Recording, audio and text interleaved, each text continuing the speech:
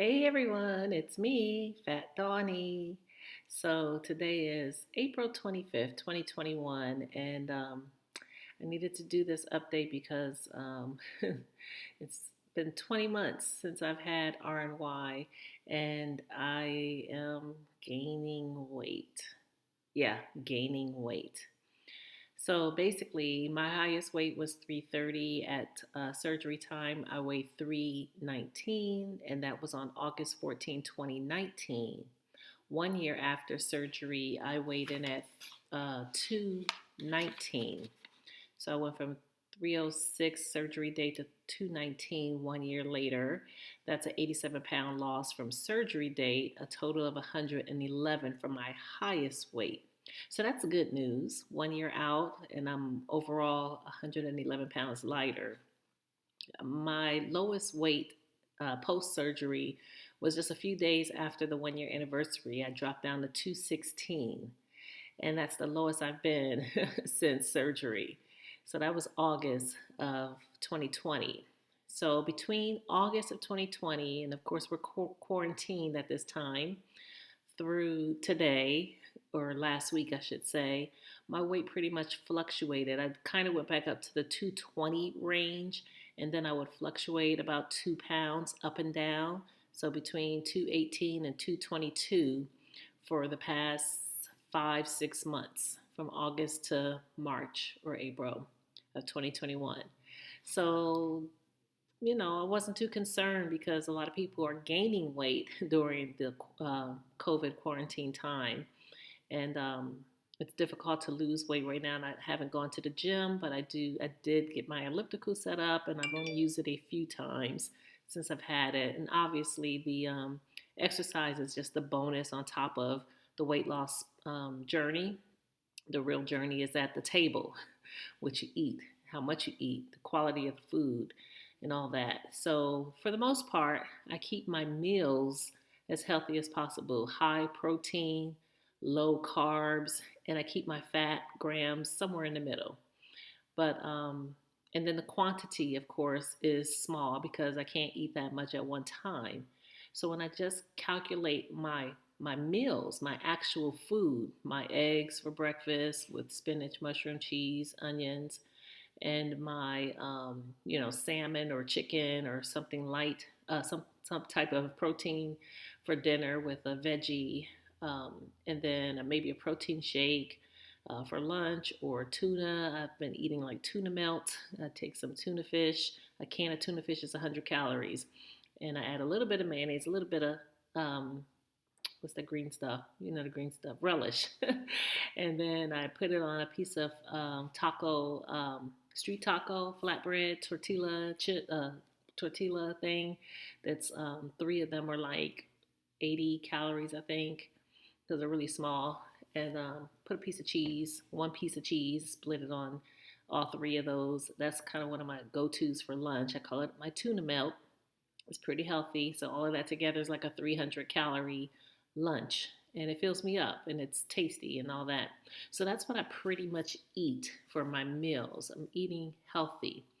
My problem is snacking.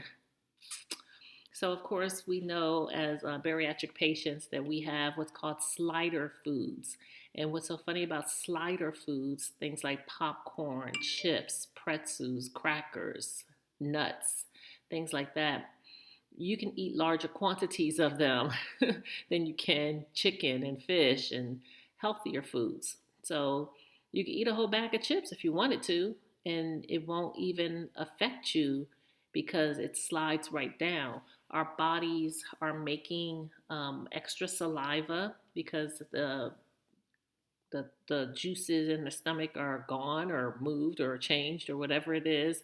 And so our esophagus, I think is creating extra saliva as we're eating. So it allows those types of foods to slide down faster, quicker. They're mushier, they get processed faster, I suppose. And it allows us to eat more of those types of foods. So that's what I've been eating: chips, tortillas, regular chips, popcorn, which for the popcorn, I get Skinny Pop. I get Skinny Pop, and they come in a bag. already proportioned for 100 calories. And so I try to limit to one a day of that. But then I'll go and I'll grab something else later on. And then I'll grab something else later on and something else later on. And before you know it, I've had about 400 or 500 calories in one day of snacks. And that's on top of my 800 to 1,000 calories for my meals. So I'm hitting 1,200 to 1,500 calories a day, and that's too much for me as a bariatric patient, as an RNY, gastric bypass patient. And so while I've been going up and down within 2 pounds for about 5 months, I have now gone up 5 pounds. I am now 228 pounds on today, April 25th, 2021. And that's unacceptable. I should not ever be over 225 again. And I am. I'm at 228. And so I have surgery on Tuesday. It's a woman thing that I'm having done. Basically, I won't be able to have any babies after Tuesday, which is fine because I'm 51 years old. Black don't crack. Anyway, yep, 51 years old. And so I won't be having any babies. So they're going to go ahead and take all that stuff out of me so I don't have to worry about that anymore.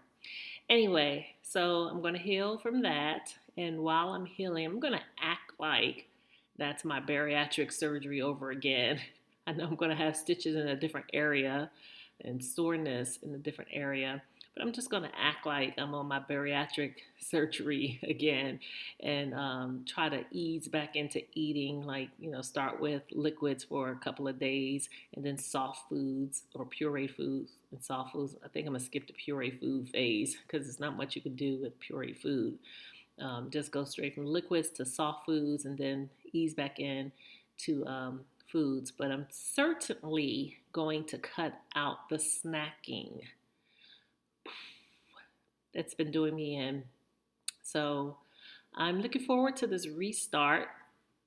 Press the restart button and I'm going to restart my weight loss journey basically after this hysterectomy surgery on Tuesday.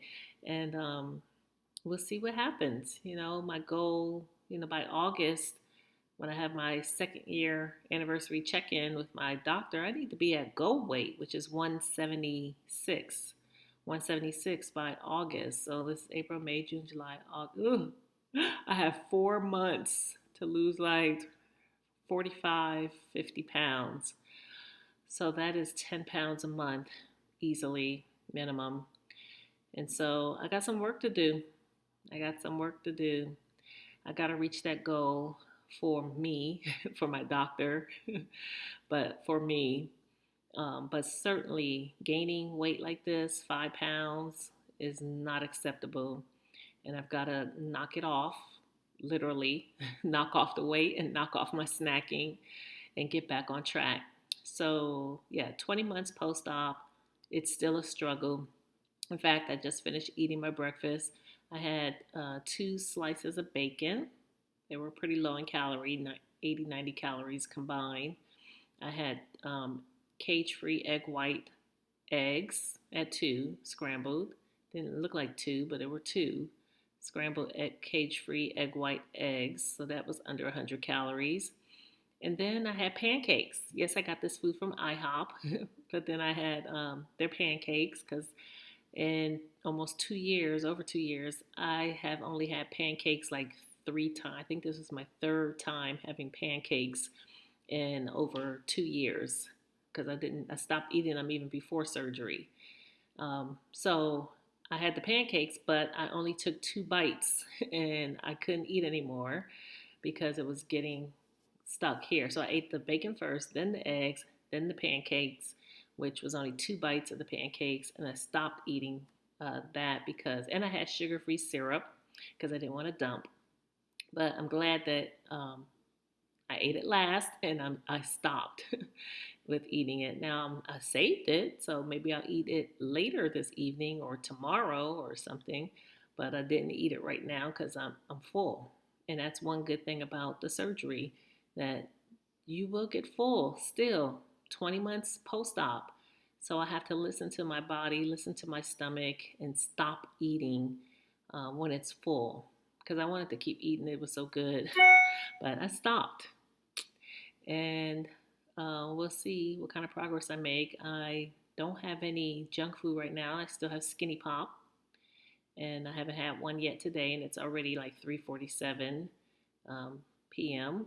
And I have not had a snack. Well, actually, I've been buying my nuts in these little pouches as well, made by Emerald. So I have like almonds, cashews, dried cranberries, dried pineapples, and they come in a little pouch that's 100 calories as well. So I have had that to snack on earlier today. I had a protein shake earlier today. So I may later on today have, I don't know, maybe another protein shake or maybe a piece of salmon. Um, and or maybe the rest of those pancakes so they don't go bad. That's my excuse for eating them.